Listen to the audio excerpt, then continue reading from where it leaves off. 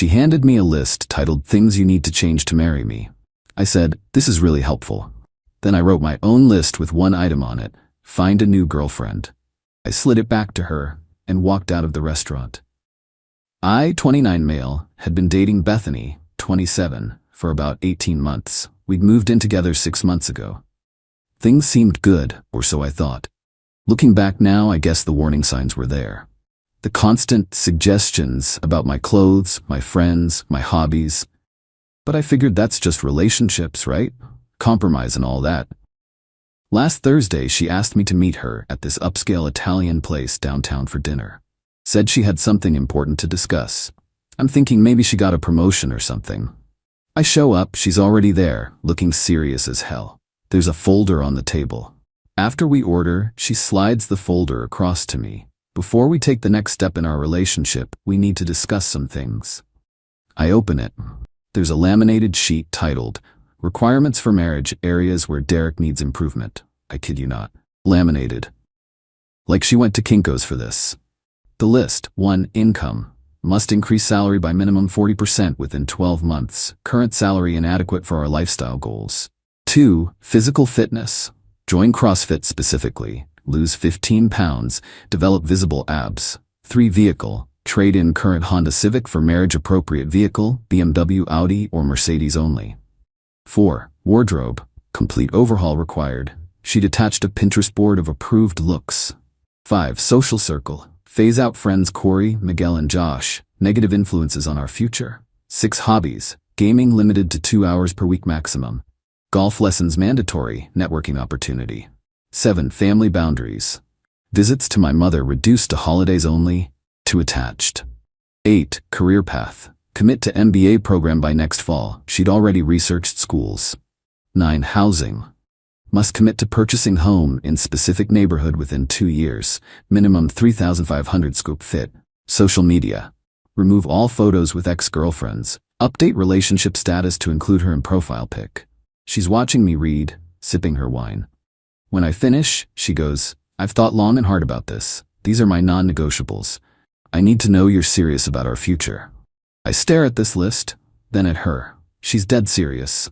"This is really helpful," I said. Her face lights up. "I knew you'd understand.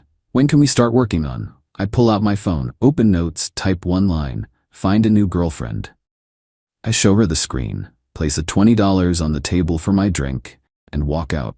My phone started blowing up before I even reached my car. Ignored it all. Went straight home, packed her stuff into boxes while she was bombing my phone. Changed the locks. Landlord was cool about it when I explained. Put her boxes in the building's mailroom with a note for her to pick them up by Sunday. The entitlement of thinking she could hand me a whole-ass improvement plan like I'm some kind of project? Nah, I'm good. Update 1. Yo, the fallout from this has been absolutely wild. Bethany's entitlement has reached levels I didn't even know existed. So after I left the restaurant, she apparently sat there for another hour waiting for me to come back. The waiter told me this later. I'm a regular there, and he was dying laughing about it. She kept telling other tables I was having a moment and would return once I processed everything. Friday morning, she shows up at my work. Security had to escort her out. She was in the lobby with a PowerPoint presentation on her laptop, trying to show my coworkers Derek's transformation plan and asking them to talk sense into me. My manager, Carl, was like, "Bro, is this real life?" But here's where it gets insane. Friday evening, I get a call from my mom. "Honey, Bethany's here. She's brought a therapist?" I'm like, "What?" Turns out, Bethany drove 2 hours to my mom's house with an actual couples therapist she'd hired for an intervention. This therapist, Dr. Whitman, was apparently under the impression I was struggling with commitment phobia and that this was an emergency family session. My mom, bless her, let them in just to hear what they had to say. Bethany had created a whole presentation about my potential and how my mother had enabled my underachievement. The therapist started to realize something was off when my mom asked, "So did Derek agree to this session?" "Bethany, he will once he understands what he's throwing away." The therapist noped out real quick after that, told Bethany this was inappropriate and left. My mom told Bethany to leave too, but not before Bethany said, and I quote from my mom, "You're the reason he's like this. You never pushed him to be exceptional. My mom, the woman who raised me solo while getting her nursing degree. The audacity. Saturday, I get an email from Bethany's dad, Richard. Subject line, business proposal. This man, who I'd met maybe 5 times, sent me a formal offer to join his construction company as a junior manager, with the salary increase Bethany required, contingent on me reconsidering my hasty decision and attending couples counseling with his daughter. But the real kicker? He CC'd Bethany and wrote, "I've solved the income issue. The other items on Bethany's list are reasonable and achievable with dedication." Sunday comes. Her pickup deadline. She doesn't come. Instead, her friend Tara shows up with a U-Haul and 3 guys. But here's the thing. Bethany had given them a list of stuff to take that included my television, my gaming console, my coffee maker, and, I cannot make this up, my grandmother's china set that she claimed was basically hers since she used it more. Building security stopped them. I had to come down and point out exactly what was hers. Tara kept arguing that Bethany had invested in improving my apartment, so she deserved compensation. One of the moving guys actually apologized to me. "Dude, she told us you were abusive and stealing her stuff. But you seemed chill and she sounds crazy." They refused to take anything not in the boxes after that. But we're not done. Oh no. Monday morning, yesterday, I get a LinkedIn notification. Bethany had updated her profile to say she was a life coach and relationship consultant and had published an article titled "When You Outgrow Your Partner, A Guide to Upward Dating." She didn't name me, but it was obvious. She wrote about how she'd spent 18 months trying to elevate a partner who was content with mediocrity, and how she'd created a framework for relationship advancement that was rejected by someone too comfortable with average. The comments were brutal. Someone found my post, I'd shared it in a relationship advice group, and linked it. Her article got absolutely roasted. She deleted it within 2 hours, but screenshots were already everywhere. Last night, she sent one final text from her sister's phone. "You'll regret this when you're 40 and alone with your video games." I replied, "Already having more fun alone with my video games than I had with your lists." Block that number too. My buddy Corey, one of the negative influences, brought over pizza and beer last night. We played COD until 3 a.m. Best Monday I've had in months. Update 2, I thought it was over. I was wrong. The entitlement escalation has been absolutely unhinged. So Wednesday, I get a call from my apartment complex office. There's been a complaint filed against me for illegal eviction and theft of property. Bethany had actually tried to file a formal complaint saying she was a legal tenant and I'd violated her rights. Here's the thing, she was never on the lease, never paid rent. She just moved in. The office lady, Deb, was like, "Hon, I've seen some nonsense, but this is something else." She showed me the complaint form. Under duration of tenancy, Bethany had written 18 months, 6 months physical, 12 months spiritual. Spiritual tenancy. That was a new one. Thursday, I'm at the gym. The regular gym, not CrossFit, sorry Bethany. And who walks in? Richard. Her dad. This man, who's maybe been to a gym twice in his life, wearing brand new workout gear with the tags still visible, pretending to bump into me accidentally. "Derek, what are the odds?" The odds were 0, Richard. The gym's security footage later showed him sitting in his car in the parking lot for an hour waiting for me to show up. He corners me by the water fountain. "Son, let's talk man to man. Bethany comes from a good family. She has high standards because she was raised to expect excellence. Maybe her delivery was wrong, but her intentions. Richard, she literally graded me like a performance review. She sees your potential. She sees a project." Then he drops this. "I'll buy you the BMW myself. Consider it an early wedding gift." I laughed so hard I had to sit down. "Richard, I don't want a BMW. I like my Civic. It's paid off." His face went red. "You're gonna throw away my daughter over pride? She chose you." "No, she chose who she thought she could turn me into." He stormed out, left his brand new gym bag behind. Friday was quiet, too quiet. Should have known something was coming. Saturday afternoon, I'm doing laundry in the building's basement when I get a text from an unknown number. "Check your mail." In my mailbox is an envelope. Inside, a printout from a dating app. A profile for Derek, 29-inch with my photos, but a bio I definitely didn't write. Successful professional seeking ambitious woman to build an empire with. Recently out of a relationship with someone who couldn't match my drive. MBA candidate, CrossFit enthusiast, future homeowner. No time for games or mediocre mindsets. She'd made me a fake profile and was matching with women, having conversations as me. I know because my coworker Paulo calls me laughing. Bro, my sister just matched with you on Hinge and you're being weird as hell. You keep talking about synergy and power couples. But here's the truly psychotic part. She'd been scheduling dates. 3 women had been given my actual address and told to meet me at specific times. The first one showed up Saturday night while I was in sweats playing Elden Ring. This poor woman, Janet, was so confused. She was dressed up nice, had driven 45 minutes, and found me looking like I'd just woken up from a nap I had. I showed her the real situation. She was pissed. Turns out I had been talking to her for 3 days about our future villa in Tuscany and retiring by 45. Janet helped me report the profile. Then, plot twist, she stayed and we ordered Chinese food and laughed about the whole thing. She left her number. Call me when your ex is done being insane. You seem normal. Sunday, the grand finale. I wake up to my mom calling. Derek, why did I just receive an invoice? Bethany sent my mother an invoice for $8,743 itemized. Relationship coaching and life improvement consulting. 18 months at $200 a month was $3,600. Personal styling services, $1,200. Career counseling and MBA research, $500. Meal planning and nutrition guidance, $900. Social circle optimization, $400. Interior design consultation, $1,500. Future planning and goal setting, $643. At the bottom, payment due within 30 days. Failure to pay will result in legal action.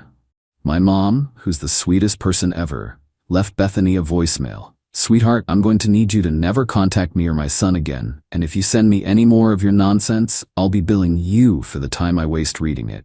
My rate is $300 an hour, minimum 4-hour blocks. But the best part? Bethany's sister Megan reached out to me on Instagram, not to defend Bethany, to apologize. Turns out, Bethany had done this before. Megan sent me screenshots from Bethany's ex from 2 years ago, going through almost the exact same thing. Different list, same energy. That guy had to get a restraining order. I tried to warn her about doing this again, Megan wrote. She thinks she's a lifestyle curator or some shit. I'm sorry you're dealing with this. Just document everything for the restraining order you'll probably need. So that's where we are. I've got a lawyer now, my buddy's cousin, giving me the friends and family rate. We're sending a cease and desist letter. I've documented everything. The funniest part? Corey, Miguel, and Josh have made a drinking game out of this. Every time Bethany tries something new, we take a shot.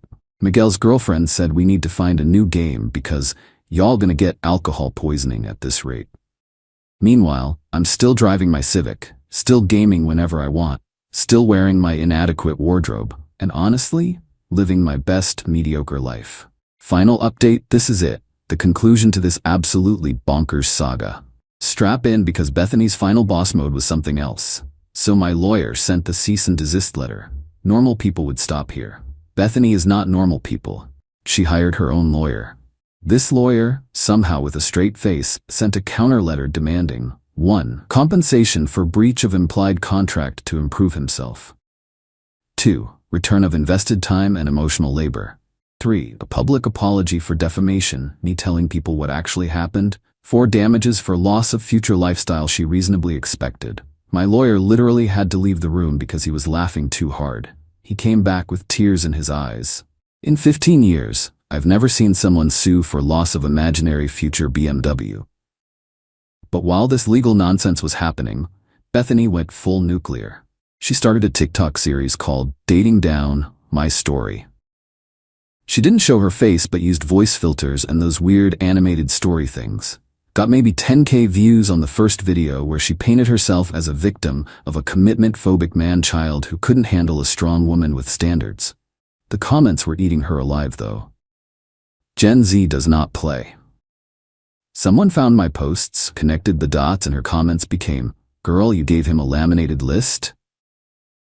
The CrossFit requirement is sending me? Spiritual tendency, ma'am, please seek help." She deleted everything after video 3. But then came the masterstroke of entitlement. Bethany showed up at my cousin's wedding. My cousin's wedding. She wasn't invited. She was never invited. She was explicitly uninvited after we broke up. But there she was, in a white dress, yes, white, trying to catch the bouquet. My cousin Lucia was beyond pissed. Security tried to escort Bethany out, but she made a scene, started crying about how this should have been our wedding and how I'd stolen her dreams. Told everyone who would listen that I'd promised her we'd be engaged by now. My aunt, who takes no shit from anyone, walked up to Bethany and said, "Honey, you need to leave before I call the police. And take off that white dress. You look desperate." But Bethany's final move? She grabbed the mic during the reception and tried to make a speech about true love conquering obstacles, while staring directly at me. The DJ cut her mic. My uncle Antonio and cousin Marco physically carried her out. She was yelling about suing for assault. Marco, who's a cop, just laughed and said, "Please do. I'd love to show this video in court." The restraining order was granted the next week. The judge read through everything. The list, the invoice to my mom, the fake dating profiles, the wedding crash, and just looked tired. "Ma'am, this behavior is concerning. You need to leave this man alone and perhaps seek professional help." Bethany tried to argue she was the victim. The judge cut her off. "You sent his mother an invoice for being his girlfriend. That's not normal." Order granted. 500 feet, no contact, 2 years. The aftermath. Richard called me to apologize. Turns out, Bethany had been telling her parents we were still working things out. He had no idea about the restraining order until he was served papers. She'd been using their address. He was mortified. "Derek, I don't know what to say. We didn't raise her to be like this." Megan, her sister, sent me one last message. She's in therapy now. Real therapy, not whatever that intervention thing was. Mom and Dad finally see what we've all been trying to tell them. Sorry you had to be the one to expose it. My favorite plot twist though? Janet, the woman from the fake date. We've been hanging out. She thinks the whole story is hilarious. She came to game night last week and absolutely destroyed us at Mario Kart. Corey said she's already cooler than Bethany ever was. She doesn't care that I drive a Civic. She actually said it's smart to have a paid-off car. Revolutionary concept. My mom framed the invoice Bethany sent her. It's hanging in her kitchen. She shows it to everyone. Can you believe this girl tried to bill me for dating my son? It's become legendary in our family. Last I heard through the grapevine, Lucia's husband works with someone who knows Bethany's coworker. She's moved back in with her parents and started a new self-improvement journey. Apparently, she's making lists for herself now. Growth, I guess? As for me, still gaming with the boys. Still wearing my inadequate wardrobe. Still driving my Civic. Added a bumper sticker that says, "Mediocre and proud." Miguel got me it as a joke, but honestly, it stays. Never did join CrossFit. Did start going to a boxing gym though. Not for her list, just figured I might need to defend myself from future crazy exes. The trainer asked why I joined. I told him this story, and now the whole gym knows me as list guy. They printed out her list and put it on the wall as motivation, with a big red X through it. The best revenge? I'm happy. Genuinely happy. Living my average, mediocre, list-free life. Playing video games whenever I want. Visiting my mom every Sunday. Hanging with my negative influence friends. Bethany wanted me to change everything about myself to be worthy of marrying her. Turns out, I'm perfectly fine being unworthy of someone who sees love as a performance review. To everyone who followed this journey, thanks for the support and laughs. May your relationships be list-free and your standards be about actual compatibility, not someone's potential to buy you a BMW. Peace out from my adequate life. P.S. That PowerPoint she brought to my office? My coworkers saved it. We use it as a template for joke presentations now. Last week, Carl presented requirements for getting Derek to cover your shift, with items like must provide minimum 3 bags of Doritos and commit to watching the office marathon. Even my manager laughed.